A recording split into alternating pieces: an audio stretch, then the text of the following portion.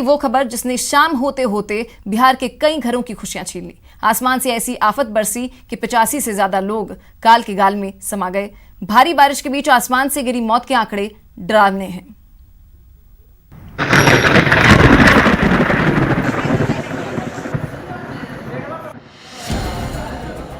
गोपालगंज में आकाशीय बिजली गिरने से जिले में जहां एक दिन में 14 लोगों की मौत हो गई, वहीं आधा दर्जन लोग गंभीर रूप से घायल हो गए। सभी घायलों को सदर अस्पताल में भर्ती कराया गया है, जहां उनकी हालत चिंताजनक बनी हुई है। घायलों की परेशानी और बढ़ गई जब अस्पताल में बदइंतजामी दिखा। अस्पताल के इमरजेंसी वार्ड में पानी भरा हुआ है। अस्पताल में सिर्फ एक डॉक्टर थे, वो भी अपने चैम्बर से बाहर नहीं निकल रहे। अभी इलाज शुरू होता उसके पहले ही बिजली चली गई। ऊपर से जनरेटर का भी इंतजाम नहीं था। सिवान में भी वज्रपात ने कहर बरपाया। सिवान के कई प्रखंडों से मूसलाधार बारिश के बीच आकाशीय बिजली से मौत की खबरें आईं, जिसमें बढ़हरिया प्रखंड में 2, हुसैनगंज, सिवान और हसनपुर में एक मौत की खबर है। मधुबनी में आकाशीय बिजली एक दंपति पर गिरी और दोनों की मौत हो गई। घटना फुलपरास थाना इलाके के बिल्हा गांव की है। घटना के वक्त दोनों खेत में काम कर रहे थे। जिले में वज्रपात ने 7 लोगों की जान ले ली।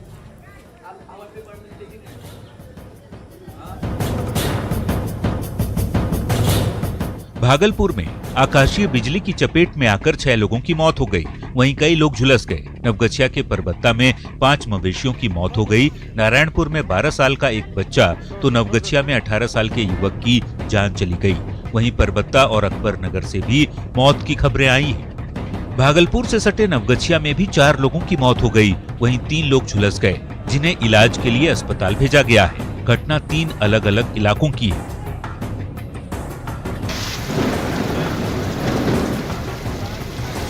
जहानाबाद में भी लगातार हो रही बारिश से जहां किसानों के चेहरे खिल उठे हैं, वहीं वज्रपात से घोसी में एक शख्स की मौत हो गई। पहले से ही कोरोना की वजह से लोग परेशानी झेल रहे हैं। ऐसे में गुरुवार को जोरदार बारिश के बीच वज्रपात जैसे कहर बनकर आ गया। पूरे प्रदेश में कई लोगों की जिंदगी इस आकाशीय बिजली की वजह से खत्म हो गई। Bureau report, news 18। गृह मंत्री ने आपातकाल के जरिए कांग्रेस और गांधी नेहरू परिवार पर वार किया। पंजाब में राजस्थान के सीएम गहलोत ने एक के बाद एक ट्वीट कर सियासी जंग को चरम पर पहुंचा दिया है। सीएम गहलोत ऐसे शख्स हैं जो इस वक्त कांग्रेस की ओर से बीजेपी पर सबसे करारा प्रहार करते हैं, और जब आपातकाल पर गृह मंत्री अमित शाह ने सियासी घमासान की शुरुआत की तो वो भी मैदान में कूद पड़े। उन्होंने ट्वीट किया, यह कांग्रेस पार्टी है जिसने इस राष्ट्र के लोकतंत्र का निर्माण, संरक्षण और पोषण किया है। दक्षिण एशियाई क्षेत्र में भारतीय लोकतंत्र केवल मजबूत और समृद्ध लोकतंत्र है। इस राष्ट्र के 70 वर्षों के इतिहास में कांग्रेस पार्टी द्वारा निभाई गई महान भूमिका के लिए धन्यवाद। कांग्रेस के गुणगान के साथ साथ सीएम गहलोत ने गांधी नेहरू परिवार का इतिहास भी याद दिलाया और ट्वीट कर लिखा, बलिदान कांग्रेस के डीएनए में निहित है। नेहरू जी से आज तक स्वर्गीय इंदिरा गांधी ने राष्ट्र के लिए अपने जीवन का बलिदान कर दिया, और बांग्लादेश को एक नया राष्ट्र बनाने में उनका योगदान हमेशा भारत की सबसे बड़ी कूटनीतिक जीत बना रहेगा और आने वाली पीढ़ियों के लिए याद किया जाएगा। इस देश के लोकतंत्र में उनका योगदान है।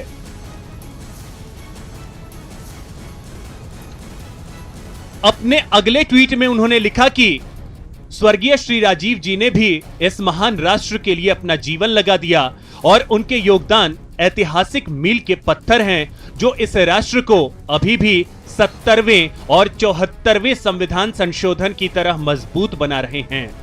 पंचायती राज और 18 वर्ष की आयु में युवाओं के लिए मताधिकार का अधिकार। कांग्रेस का बचाव करने के साथ साथ सीएम गहलोत ने बीजेपी और केंद्र सरकार पर भी करारा प्रहार किया और लिखा, मुझे आश्चर्य नहीं है कि सभी विपक्षी पार्टियों के बीच पीएम मोदी और अमित शाह केवल कांग्रेस को लेकर चिंतित हैं। उनकी असुरक्षा और डर इस बात का सबूत है। सोनिया गांधी और राहुल गांधी के नेतृत्व में कांग्रेस में ही मौजूदा सरकार की निरंकुशता का मुकाबला करने की शक्ति है। पिछले 3 दशक से गांधी परिवार का कोई सदस्य सत्ता में नहीं रहा।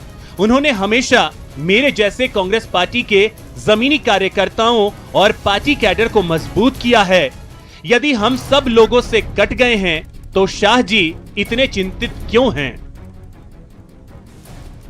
सीएम गहलोत यहीं नहीं रुके, उन्होंने यह भी लिखा कि बीजेपी के सत्ता में आए अभी केवल 6 साल हुए हैं और हम देख सकते हैं कि कैसे उन्होंने इस देश के लोकतांत्रिक, जातीय और सामाजिक ताने बाने को तोड़ दिया है। क्या हम जानते हैं कि बीजेपी में मोदी शाह से आगे कोई नहीं है? सीएम गहलोत जब वार करते हैं तो फिर विरोधियों के लिए कोई मौका नहीं छोड़ते और उनका ये ट्वीट इसी का एक सबूत है, जिसमें उन्होंने लिखा है कि जैसा कि श्री आडवाणी ने एक बार 2015 में कहा था कि जो ताकतें लोकतंत्र को कुचल सकती हैं वे मजबूत हैं, मुझे विश्वास नहीं है कि यह फिर से हो सकता है। मोदी के साथ अमित शाह ने एनडीए को हाईजैक कर लिया है और अन्य नेताओं के लिए एनडीए में कोई जगह नहीं छोड़ी है। ऐसे में वे कांग्रेस पार्टी और सीडब्ल्यूसी के लोकतांत्रिक मूल्यों पर सवाल उठाने के लायक नहीं हैं। इन ट्वीट से अंदाजा लगा सकते हैं सीएम गहलोत ने किस कदर गृह मंत्री अमित शाह पर पलटवार किया है। वैसे यह सियासत है और यहां ऐसे वार पलटवार का सिलसिला चलता ही रहता है। Bureau report, news 18 Rajasthan. इससे पहले आपातकाल को याद कर गृह मंत्री शाह ने एक के बाद एक 4 ट्वीट कर कांग्रेस नेतृत्व पर सवाल खड़े किए और कांग्रेस की कार्यशैली को कटघरे में खड़ा किया।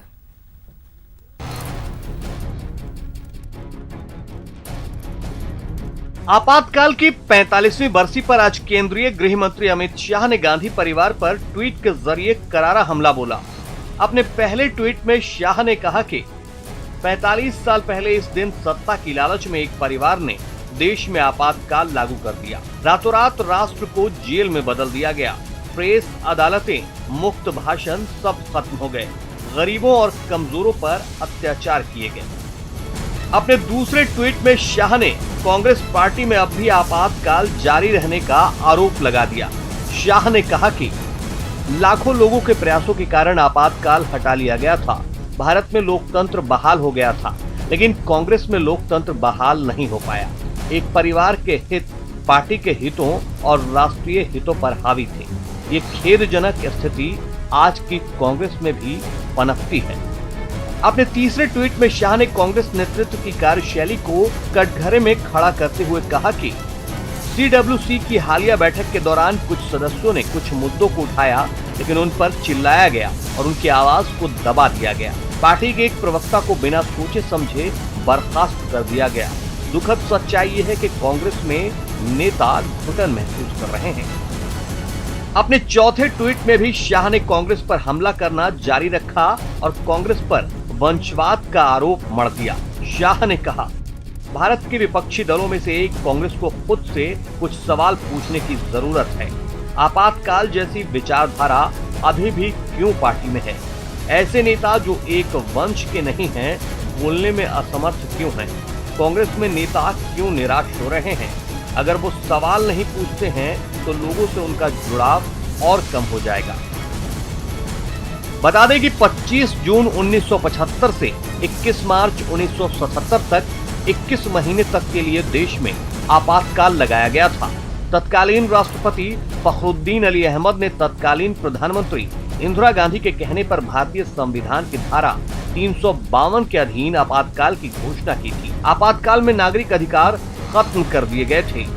उसी आपातकाल को याद करते हुए आज अमित शाह ने कांग्रेस नेतृत्व पर जमकर हमला बोला। Bureau report, news 18 network.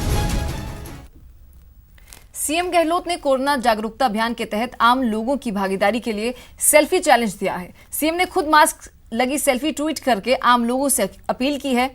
CM ने लिखा कि जैसा कि आप सब जानते हैं, हम कोरोना से बचाव का 10 दिवसीय जागरूकता अभियान चला रहे हैं।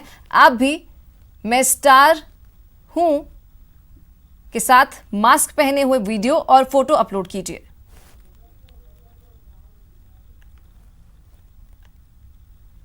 माफ कीजिएगा, मैं सतर्क हूं, ये आपका हैशटैग होगा आपकी सेल्फी के साथ जो आप इस्तेमाल करेंगे, और वीडियो भी बना सकते हैं, फोटो अपलोड भी कर सकते हैं।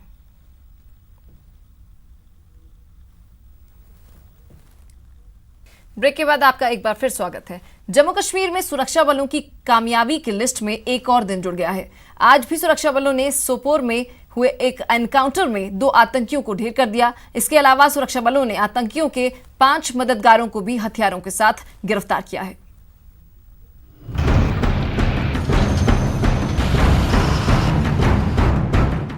जम्मू कश्मीर में सुरक्षा बलों ने आज एक और बड़ी कामयाबी हासिल की।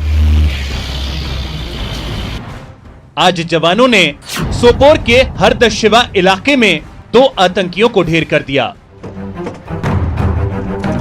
दरअसल सुरक्षा एजेंसियों को सोपोर के हरदशिवा इलाके में आतंकियों के छिपे होने की सूचना मिली थी।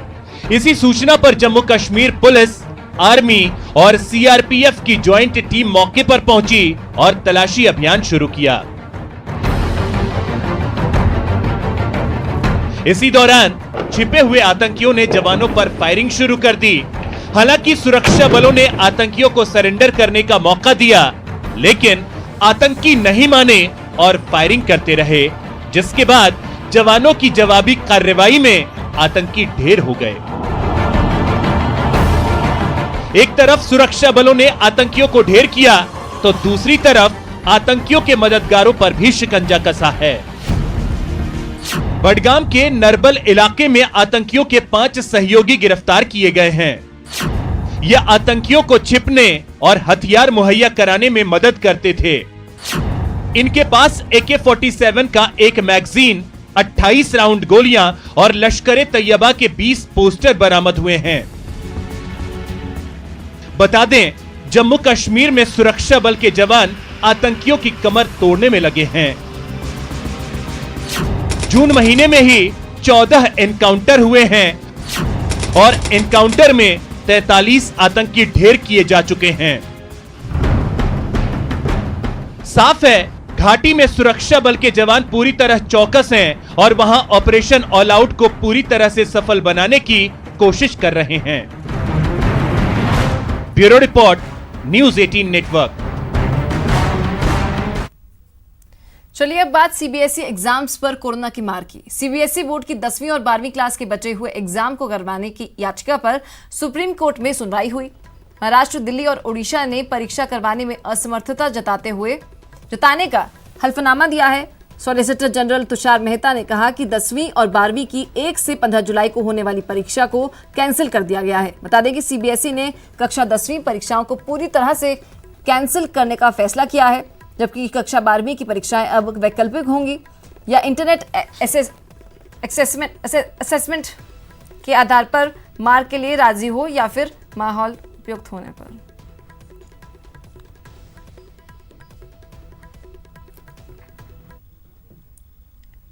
अब बात एसीबी के मिशन एंटी करप्शन की, जिसने आज शहर शहर बेईमानों पर शिकंजा कसा। स्क्रीन पर आप 2 तस्वीरें देख सकते हैं। पहली तस्वीर चित्तौड़गढ़ की है, जहां उदयपुर एसीबी ने गगरार बीडीओ रूप सिंह गुर्जर को रंगे हाथों ट्रैप किया है। एसीबी ने बीडीओ रूप सिंह गुर्जर को 50,000 की रिश्वत के साथ गिरफ्तार किया।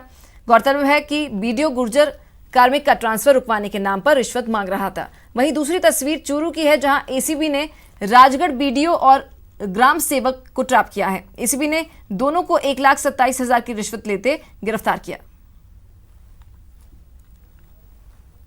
अब बात कोरोना से जंग की। जी हां, कोरोना जैसे जैसे दुनिया के साथ साथ देश में पांव पसार रहा है, वैसे वैसे लोग भी इस जानलेवा वायरस से जंग लड़ रहे हैं और इससे बचने के लिए अलग अलग तरीके अपना रहे हैं। प्रदेश में भी कोरोना को हराने के लिए कई कोशिशें की जा रही हैं। बीकानेर में कोरोना जागरूकता को लेकर राजस्थान राज्य भारत स्काउट की ओर से एक विशाल पेंटिंग बनाई गई।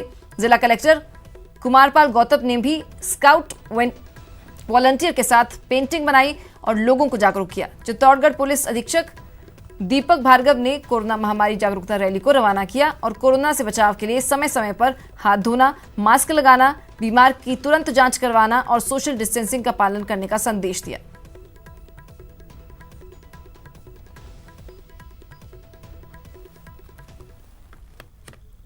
तो चलिए इसी के साथ फिलहाल इतना ही। नमस्कार।